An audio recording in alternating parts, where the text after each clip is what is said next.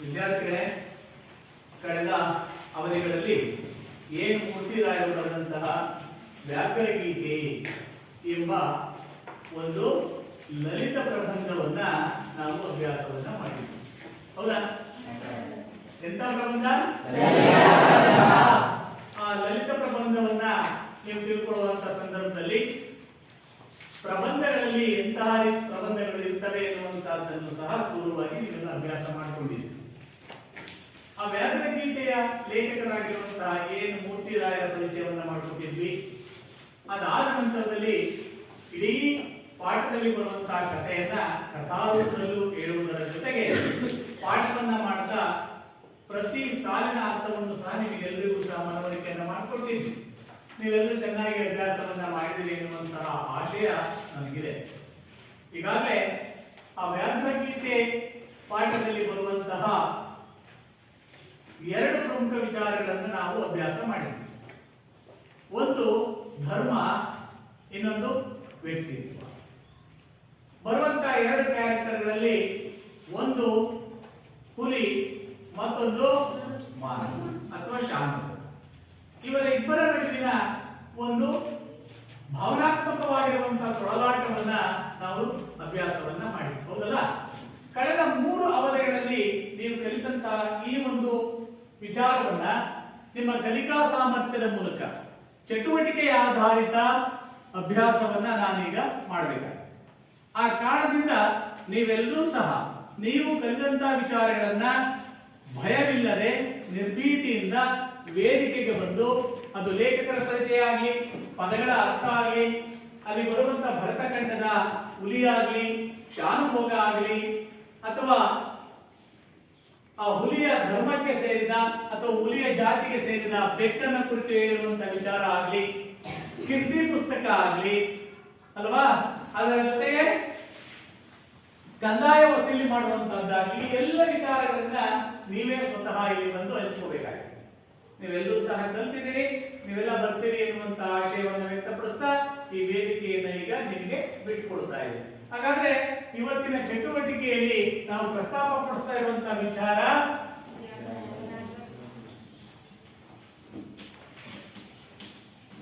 ವ್ಯಾಘ್ರಗೀತೆ. ಇದನ್ನ ಪುನರಾವರ್ತನೆ. ಈ ಪುನರಾವರ್ತನೆಯಲ್ಲಿ ವಿದ್ಯಾರ್ಥಿಗಳ ಚಟುವಟಿಕೆ.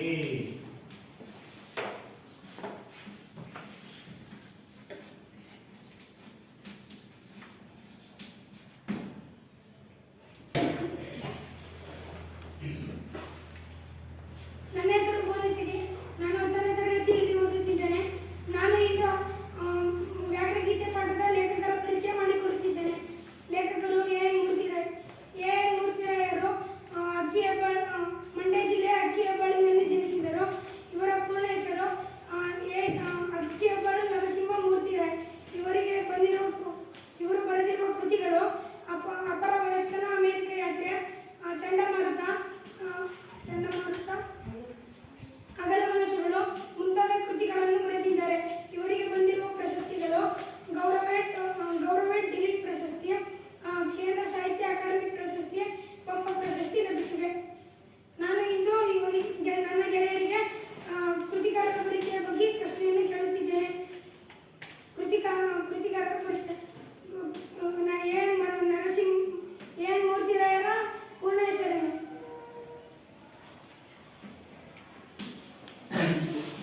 ಎನ್ ಮೂರ್ತಿರಾವ್ ಪೂರ್ಣ ಹೆಸರು ಅಕ್ಕಿಹೆಬ್ಬಾಳು ನರಸಿಂಹ ಮೂರ್ತಿರಾವ್.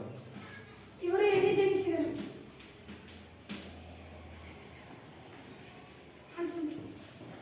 ಇವರು ಮಂಡ್ಯ ಜಿಲ್ಲೆಯ ಅಕ್ಕಿಹೆಬ್ಬಾಳಿನಲ್ಲಿ ಜನಿಸಿದರು. ಇವರು ಬರೆದಿರುವ ಕೃತಿಗಳು ಯಾವುವು?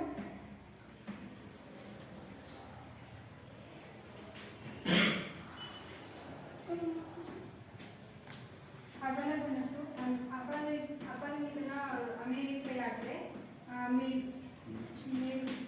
ಮಿನುಗು ನಿಲ್ಲಿಸಿರು. ಇವರಿಗೆ ಬಂದಿರುವ ಪ್ರಶಸ್ತಿಗಳು ಯಾವುವು? ಎಷ್ಟು? ಕೇಂದ್ರ ಸಾಹಿತ್ಯ ಅಕಾಡೆಮಿ ಪ್ರಶಸ್ತಿ, ಪಂಪ ಪ್ರಶಸ್ತಿ, ಗೌರವ ಡಿ. ಉತ್ತರ ಸರಿ. ಧನ್ಯವಾದಗಳು. ನನ್ನ ಹೆಸರು ನಾನು 10ನೇ ತರಗತಿಯಲ್ಲಿ ಓದುತ್ತಿದ್ದೇನೆ. ನಾನು ಕೃತಿಕಾರ ಪರಿಚಯ ಬಗ್ಗೆ ಹಸಿರು ಹಲಗೆಯ ಮೇಲೆ ಬರೆಯುತ್ತಿದ್ದೇನೆ. ಹೇಳ್ತಂತ ಬರಿಬೇಕು. ಕವಿ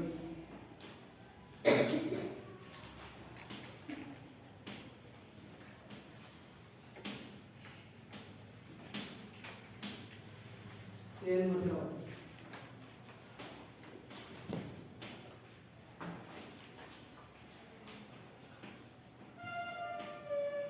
ಇವರ ಪೂರ್ಣ ಹೆಸರು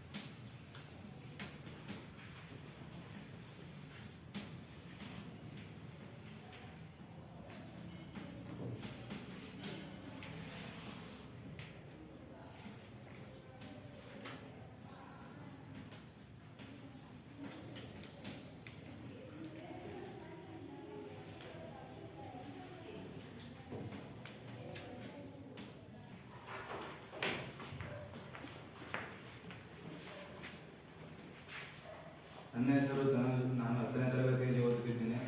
ಇಂದು ನಾನು ವ್ಯಾಘ್ರ ಗೀತೆಯನ್ನು ಕಥೆಯ ರೂಪದಲ್ಲಿ ಹೇಳುತ್ತಿದ್ದೇನೆ. ಕೃಷ್ಣಮೂರ್ತಿಯವರ ಅಜ್ಜಂದಿರ ಊರು ತುಮಕೂರು. ಅವರ ಅಜ್ಜಂದಿರ ಕಾಲದಲ್ಲಿ ಮಂತ್ರಿತ್ವ ಹೋಗಿ ಶಾನುಭೋಗಕ್ಕೆ ಮಾತ್ರ ಉಳಿದಿರುತ್ತದೆ. ಅಲ್ಲಿನ ಶಾನುಭೋಗರು ಕೀರ್ತಿ ಪುಸ್ತಕವನ್ನು ಇಟ್ಟುಕೊಂಡಿರುತ್ತಾರೆ. ಅವರು ತೆರಿಗೆ ವಸೂಲಿಗಾಗಿ ಜನರನ್ನು ಪೀಡಿಸದೆ ದೇವರು ಕೊಟ್ಟಷ್ಟರಲ್ಲಿ ಜೀವನ ಸಾಗಿಸುತ್ತಿರುತ್ತಾರೆ. ಅವರಿಗೆ ಕೀರ್ತಿ ಪುಸ್ತಕವು ಪುಸ್ತಕ ಮಾತ್ರವಾಗಿರುವುದಿಲ್ಲ, ಅದು ಅವರ ರಾಜ್ಯ ಲಾಂಛನವಾಗಿರುತ್ತದೆ. ಹೀಗೆ ಒಂದು ಬಾರಿ ಇಲ್ಲ ಸಾರಿಗೆಗಾಗಿ ಚಿಕ್ಕನಾಯಕನಹಳ್ಳಿ ಹೋಗಿರ್ತಾರೆ. ಅಲ್ಲಿ ಖಜಾನೆಗೆ ಹಣ ಕಟ್ಟಿ ತನ್ನ ಸ್ನೇಹಿತರನ್ನು ಭೇಟಿ ಮಾಡಿ ವಾಪಸ್ ಬರುವಾಗ ಸಂಜೆ 6 ಗಂಟೆ ಆಗಿರುತ್ತದೆ. ಸ್ವಲ್ಪ ಬೇಗ ಹೆಜ್ಜೆ ಹಾಕಬೇಕು.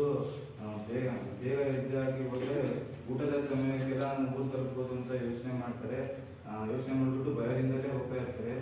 ರಸ್ತೆಯ ಸ್ವಲ್ಪ ದೂರದಲ್ಲೇ ಒಂದು ಗುಹೆಯಲ್ಲಿ ಹುಲಿ ಮಲಗಿ ಈಗಿನ ಎದ್ದಿರುತ್ತೆ. ಅದು ಹೇಳ್ತಿದ್ದಂಗೆ ಹೊಟ್ಟೆ ಹಸಿದಿರುತ್ತೆ. ಅದು ಸ್ವಲ್ಪ ಅದಕ್ಕೆ ಮನುಷ್ಯನ ವಾಸನೆ ಬರ್ತಾ ಇರುತ್ತೆ. ಸ್ವಲ್ಪ ಮುಂದೆ ಬಂದು ನೋಡಿದಾಗ ಅಲ್ಲಿ ಗುಂಡಾಗಿ ಒಬ್ಬ ಮನುಷ್ಯ ನಿಂತಿರುತ್ತಾನೆ. ಅವನನ್ನು ನೋಡಿ ನನಗೆ ಅದಕ್ಕೆ ಹುಲಿಗೆ ತುಂಬ ಸಂತೋಷವಾಗುತ್ತದೆ. ಆದರೆ ಆ ಸಂತೋಷ ತುಂಬ ಹೊತ್ತು ಇರೋದಿಲ್ಲ. ಅದು ಯಾಕೆಂದ್ರೆ ಆ ಶಾನುಭೋಗರು ಬೆನ್ನು ಮಾಡಿ ನಿಂತಿರ್ತಾರೆ. ಅಂದ್ರೆ ಆ ಹುಲಿಯು ಭರತಖಂಡದಲ್ಲಿ ಹುಟ್ಟಿದ್ರಿಂದ ಬೆನ್ನು ಮಾಡಿರುವಂತ ಯಾರಿಗೆ ಶತ್ರುಗಳಾದರೂ ಅವ್ರನ್ನ ಬೆನ್ನಿಂದ ಆಕ್ರಮಿಸಲ್ಲ ಅಂತ ಇರುತ್ತೆ ಇದಕ್ಕೆ. ಅದು ಧರ್ಮನಿಷ್ಠೆ ಇರುತ್ತೆ. ಅದು ಒಂದು ಯೋಚನೆ ಮಾಡುತ್ತೆ. ಅದು ಶಾನ್ ಭೋಗರು ಮುಂದೆ ಬಂದ್ಬಿಟ್ಟು ಹಾರಿ ಮುಂದಿಂದ ತಿನ್ನೋಣ ಅಂತ ಯೋಚನೆ ಮಾಡುತ್ತೆ. ಹಂಗೆ ಹಿಂದಿಂದ ಹೋಗ್ತಾ ಇರುತ್ತೆ ಹುಲಿ. ಅದು ಶಾನ್ ಭೋಗ್ರಿಗೆ ಗೊತ್ತಾಗುತ್ತೆ ಹಿಂದ್ಗಡೆ ಹುಲಿ ಬರ್ತಿದೆ ಅಂತ. ಆ ಹುಲಿ ಮುಂದ್ಗಡೆ ಹಾರ್ತಿದ್ದಂಗೆ ಅವನು ಶಾನ್ ಭೋಗರು ಉಲ್ಟಾ ತಿರುಗ್ತಾರೆ. ಶಾನ್ ಭೋಗರು ಉಲ್ಟಾ ತಿರುಗ್ತಾರೆ. ಅವಾಗ ಹುಲಿ ಗೊತ್ತಾಗುತ್ತೆ ಇವನು ತುಂಬಾ ಜಾಣ ಅಂತ. ಅದೇ ರೀತಿ ಒಂದು ಸುಮಾರು ಹೊತ್ತು ಮಾಡ್ತಿರ್ತಾರೆ. ಅವಾಗ ಶಾನ್ ಭೋಗ್ರಿಗೆ ತುಂಬಾ ಸುಸ್ತಾಗಿರುತ್ತೆ ಮತ್ತೆ ಹೊಟ್ಟೆ ಹಸಿದಿರುತ್ತೆ. ಅವನ ಹತ್ರ ಕೀರ್ತಿ ಪುಸ್ತಕನ ಹುಲಿ ಮೇಲೆ ಎಸ್ಬಿಟ್ಟು ತಕ್ಷಣ ಮರದ ಮೇಲೆ ಹತ್ತಾನ ಅಂತ ಯೋಚನೆ ಮಾಡ್ತಾನೆ. ಆ ರೀತಿ ಕೀರ್ತಿ ಪುಸ್ತಕ ಎಸ್ಬಿಟ್ಟು ಮರದ ಮೇಲೆ ಹತ್ತಕ್ಕೆ ಹೋಗೋಷ್ಟರೊಳಗೆ ಅವನು ಕಾಲೆರಡು ಬೀಳ್ತಾನೆ. ಕಾಲೆರಡು ಬಿದ್ದಾದ್ಮೇಲೆ ಅವನು ಮೂರ್ಛೆ ಹೋಗಿರ್ತಾನೆ ಹೊಟ್ಟೆ ಹಸಿಗೆ. ಅಲ್ಲಿಂದ ಸ್ವಲ್ಪ ಇದು ತೆಂಗಿನಕಾಯಿ ಮಾರ್ಬಿಟ್ಟು ಬರ್ತಾ ಇರ್ತಾರೆ ಕೆಲವು ರೈತರು ಬರ್ತಾ ಇರ್ತಾರೆ. ಆಗ ಹುಲಿ ಎತ್ತುಗಳ ಗಂಟೆ ಶಬ್ದ ಕೇಳಿ ಹುಲಿ ಗರ್ಜಿಸುತ್ತಾ ಅಲ್ಲಿಂದ ಹೋಗುತ್ತೆ. ಅಲ್ಲಿಂದ ರೈತರೆಲ್ಲ ಅವನ್ನ ಎಬ್ಬಿಸ್ತಾರೆ. ಎಬ್ಬಿಸ್ಬಿಟ್ಟು ಕೇಳ್ತಾರೆ ನೀನ್ ಹಾಕಿ ಬಿದ್ದಿದೆ ಅಂತ. ಅದು ಹುಲಿ ನೀನ್ ಹಾಕಿ ಬಿದ್ದಿದೆ ಅಂತ ಕೇಳ್ತಾರೆ. ಅವಾಗ ನಡೆದಿದ್ದ ಘಟನೆ ಎಲ್ಲ ಅವ್ರಿಗೆ ಹೇಳ್ತಾನೆ.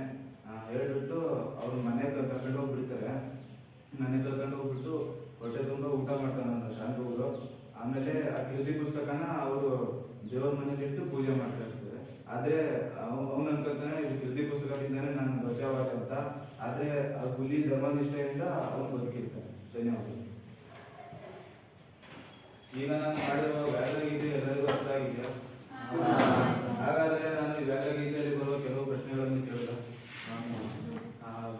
ಕೀರ್ತಿ ಪುಸ್ತಕ ಎಂದರೆ ಕೀರ್ತಿ ಪುಸ್ತಕ ಎಂದರೆ ಲೆಕ್ಕವನ್ನು ಬರೆದಿರುವ ಪುಸ್ತಕವನ್ನು ಕೀರ್ತಿ ಪುಸ್ತಕ. ಹುಲಿಯು ಏಕೆ ಶಾನ್ ಭೋಗರನ್ನು ಹಿಂದಿನಿಂದ ಕೊಲ್ಲಲಿಲ್ಲ? ಯಶವಂತ. ಧರ್ಮನಿಷ್ಠೆಯಿಂದ ಮತ್ತು ಭರತ ಖಂಡದಲ್ಲಿ ಹುಟ್ಟಿದ ಹುಲಿಯು ಬೆನ್ನು ತೋರಿಸಿದವರನ್ನು ಮತ್ತು ಅದರ ಶತ್ರುವನ್ನೇ ಆಗಲಿ ಅದು ಬೆನ್ನು ತೋರಿಸಿದವರನ್ನು ತಿನ್ನುವುದಿಲ್ಲ. ಉತ್ತರ ಸರಿ ಇದೆ. ಬದುಕಲು ಕೀರ್ತಿ ಪುಸ್ತಕ ಕಾರಣವೇ ಅಥವಾ ಹುಲಿಯ ಧರ್ಮನಿಷ್ಠ ಕಾರಣ?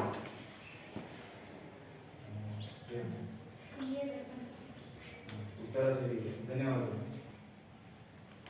ನನ್ನ ಹೆಸರು ಶ್ರೀಗೌರಿ. ನಾನು 10ನೇ ತರಗತಿಯಲ್ಲಿ ಓದುತ್ತಿದ್ದೇನೆ. ಈಗಾಗಲೇ ಭುವನೇಶ್ವರಿ ಲೇಖಕರ ಪರಿಚಯವನ್ನು ಮಾಡಿರುತ್ತಾರೆ ಮತ್ತು ಯುವರಾಜ ಜಿ ಲೇಖಕರ ಪರಿಚಯವನ್ನು ಹಲಗೆಯ ಮೇಲೆ ಬರೆದಿರುತ್ತಾರೆ. ನಮ್ಮ ಸರ್ ಮಾಡಿರುವಂತಹ ವ್ಯಾಘ್ರಗೀತೆ ಪಾಠವನ್ನು ಕಲಿಕಾ ಸಾಮರ್ಥ್ಯದಿಂದ ತನೋಜ್ ಜೆಟ್ಟಿ ಇವನು ಸಹ ಕಥೆಯ ರೂಪದಲ್ಲಿ ಹೇಳಿರುತ್ತಾನೆ ಮತ್ತು ಪ್ರಶ್ನೆಗಳನ್ನು ಕೇಳಿರುತ್ತಾನೆ. ಉಳಿದಂತಹ ಪ್ರಶ್ನೆಗಳನ್ನು ನಾನು ಕೇಳಲಿದ್ದೇನೆ. ನೀವೆಲ್ಲರೂ ಪ್ರಶ್ನೆಗೆ ಉತ್ತರವನ್ನು ಹೇಳುತ್ತೀರಿ ಎಂದು ಭಾವಿಸಿರುತ್ತೇನೆ. ಮೊದಲನೇ ಪ್ರಶ್ನೆ, ಭಗವದ್ಗೀತೆಯನ್ನು ರಚಿಸಿದ್ದವರು ಯಾರು?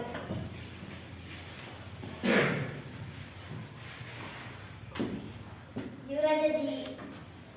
ಮಹರ್ಷಿ ವೇದವ್ಯಾಸರು. ನಿಮ್ಮ ಉತ್ತರ ಸರಿಯಾಗಿದೆ. ಹುಲಿಗೆ ಪರಮಾನಂದವಾಗಲು ಕಾರಣವೇನು?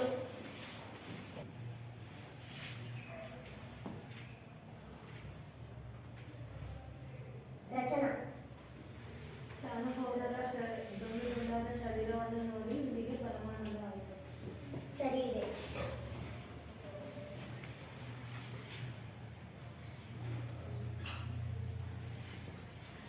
ವ್ಯಾಘ್ರಗೀತೆ ಪಾಠವನ್ನು ಬರೆದಂತಹ ಕವಿ ಯಾರು?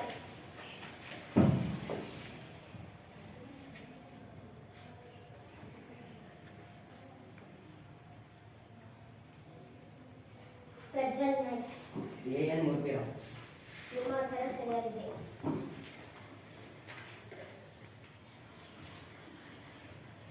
ಇರಸಾಲಿಗೆ ಎಂದರೇನು?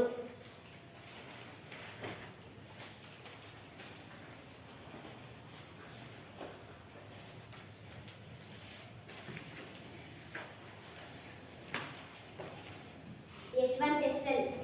ರೈತರಿಂದ ಸಂಗ್ರಹವಾದ ಕಂದಾಯವನ್ನು ಖಜಾನೆಗೆ ಕಟ್ಟುವುದು. ಶಾನುಭೋಗರ ಬ್ರಹ್ಮಾಸ್ತ್ರ ಯಾವುದು? ಭುವನೇಶ್ವರಿ. ಶಾನುಭೋಗರ ಬ್ರಹ್ಮಾಸ್ತ್ರ ಕೀರ್ತಿ ಪುಸ್ತಕ. ನಿಮ್ಮ ಉತ್ತರ ಸರಿಯಿದೆ. ಶಾನುಭೋಗರಿಗೆ ತಲೆ ಸುತ್ತಲು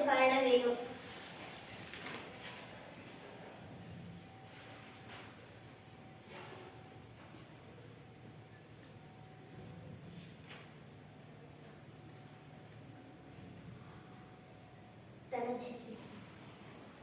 ಅವರಿಗೆ ಹೊಟ್ಟೆ ಹಸಿದಿರುತ್ತೆ, ಆಮೇಲೆ ಅವರು ಬೈಯೋದ್ರಿಂದ ತಲೆ ಹಸಿದಿರುತ್ತೆ. ನಿಮ್ಮ ಉತ್ತರ ಸರಿಯಿದೆ. ವ್ಯಾಕರಣೀಯ ಪಾಠದಲ್ಲಿ ಬರುವಂತಹ ವಿರುಕ್ತಿ ಪದಗಳನ್ನು ಪಟ್ಟಿ ಮಾಡಿರಿ.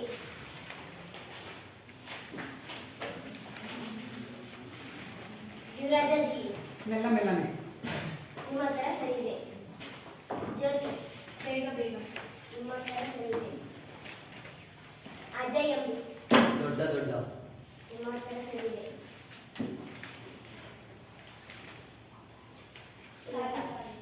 ಸರಿಯಿದೆ. ಈ ಪಾಠದಲ್ಲಿ ಬರುವಂತಹ ಸವರ್ಣ ದೀರ್ಘ ಸಂಧಿಗಳನ್ನು ಪಟ್ಟಿ ಮಾಡಿರಿ.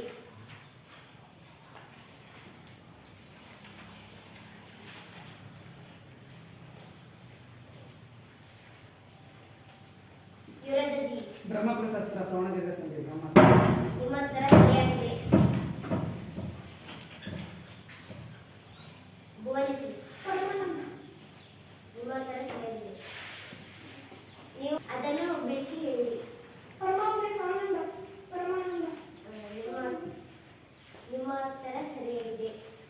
ಅದು ಯಾಕೆ ಸವರ್ಣ ದೀರ್ಘ ಸಂಧಿ? ಸ್ವರಕ್ಕೆ ಮುಂದೆ ಸ್ವರ ಒಂದು ಆ ಇದ್ರೆ ಆನೆ ಬರುತ್ತೆ, ಅದರಿಂದ ಅದು ದೀರ್ಘ ಸಂಧಿ ಆಗುತ್ತೆ, ಅದರಿಂದ ಸವರ್ಣ ದೀರ್ಘ ಸಂಧಿಯ ಅಕ್ಷರಗಳು ಯಾವುವು? ಆ ಆ ಈ ಈ ಉ ಉ. ನಿಮ್ಮ ಉತ್ತರ ಸರಿಯಾಗಿದೆ. ಧನ್ಯವಾದಗಳು. ನನ್ನ ಹೆಸರು ಆಲಸ್ವಾಮಿ ಎಂಬಿ. ನಾನು 10ನೇ ತರಗತಿಯಲ್ಲಿರುತ್ತೇನೆ. ವ್ಯಾಕರಣ ರೀತಿಯಲ್ಲಿರುವ ಪದಗಳ ಅರ್ಥವನ್ನು ಕೇಳುತ್ತಿದ್ದೇನೆ. ಪಂಚೇಂದ್ರಿಯ,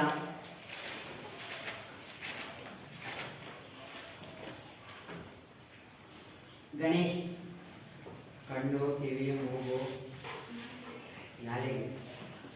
ಉತ್ತರ ಸರಿ. ಇನ್ನೊಂದ್ಸರಿ ಹೇಳು. ಕಣ್ಣು, ಕಿವಿ, ಮೂಗು, ನಾಲಿಗೆ, ಚರ್ಮ. ಅದು ಪಂಚೇಂದ್ರಿಯ. ಪಂಚ ಪ್ಲಸ್ ಇಂದ್ರಿಯ ಅಂದ್ರೆ ಏನು? ಪಂಚ ಅಂದ್ರೆ ಎಷ್ಟು? ಇಂದ್ರಿಯ ಅಂದ್ರೆ ಪದ ಹ? ಪದ ಅಂಗಗಳು. ಹಾ, ಸರಿ. ಪಂಜ,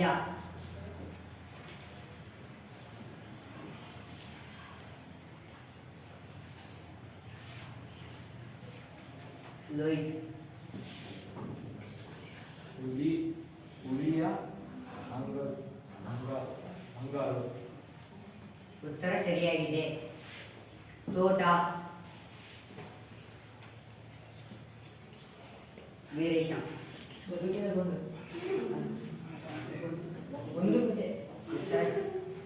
ಉತ್ತರ ಸರಿಯಾಗಿದೆ. ಜಡ,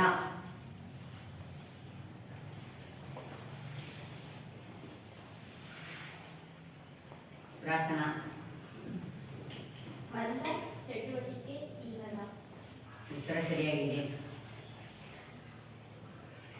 ಗಂಧ,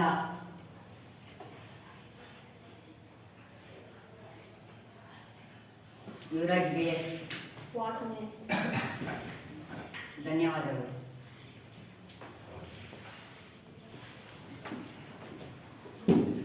ನನ್ನ ಹೆಸರು ಯಶವಂತ್ ಅಂತ. ನಾನು 10ನೇ ತರಗತಿಯಲ್ಲಿ ಓದುತ್ತಿದ್ದೇನೆ. ನಾನು ವ್ಯಾಕರಣಗೀತೆಯ ಪ್ರಶ್ನೆಗಳನ್ನು ಕೇಳುತ್ತಿದ್ದೇನೆ. ಶಾನುಭೋಗರು ಕಿರಸಾಲಿಗಾಗಿ ಯಾವ ಊರಿಗೆ ಹೋಗಿದ್ದರು?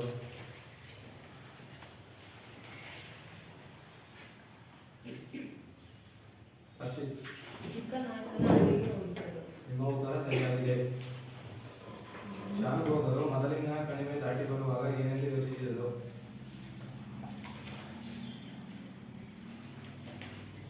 ಕಿಶನ್. ಶಾನುಭೋಗರು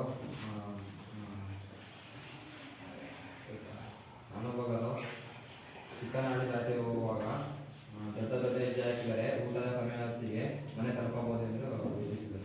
ನಿಮ್ಮ ಉತ್ತರ ಸರಿಯಾಗಿದೆ. ಧನ್ಯವಾದಗಳು.